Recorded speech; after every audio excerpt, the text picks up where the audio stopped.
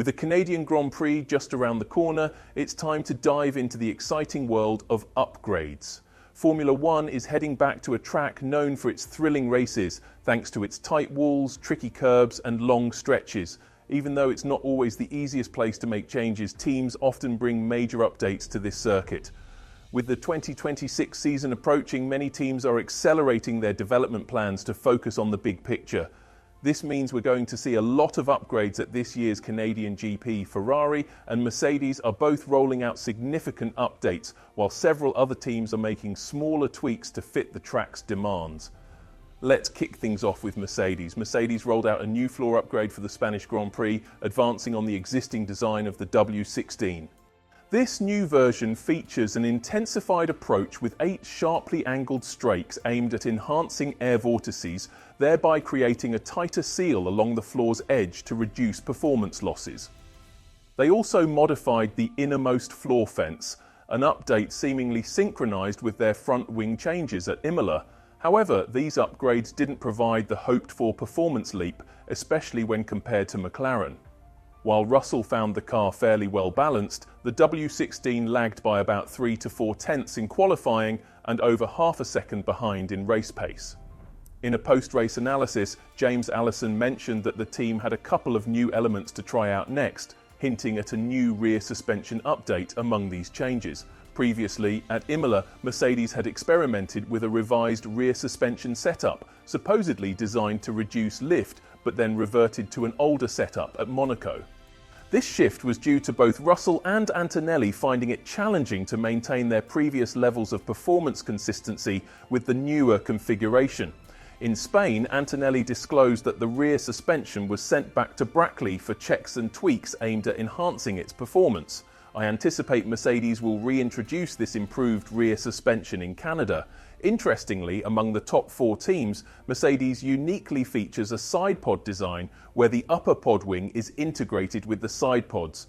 McLaren and Ferrari have opted for a separated upper wing, and Red Bull recently adopted this style too, as it appears to minimize drag, a challenge Mercedes sometimes faces depending on the track. Since Mercedes already used this design in 2022 and 2023, they likely won't hesitate to implement it again with the W16. Another focus for Mercedes in Canada will be their power unit.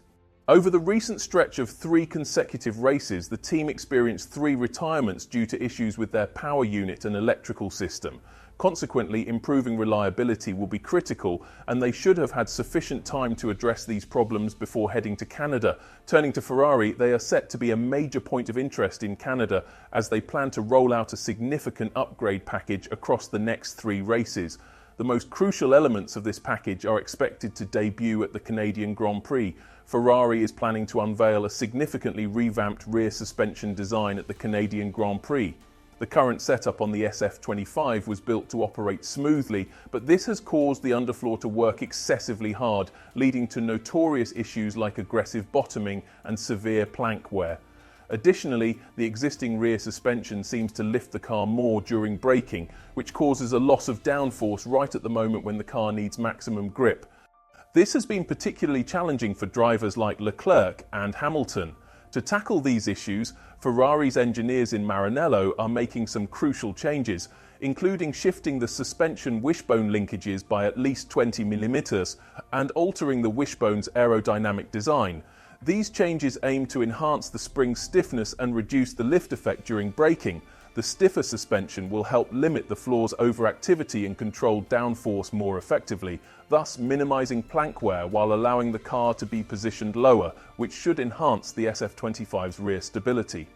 The improved anti-lift properties are expected to provide drivers such as Hamilton and Leclerc with more rear load, giving them the confidence to brake later and more aggressively. Moreover, I anticipate that Ferrari will also update the car's rear sections, including the rear brake ducts and braking systems themselves. Compared to the McLaren MCL39, the Ferrari SF25 seems to have difficulty maintaining optimal rear tyre temperatures.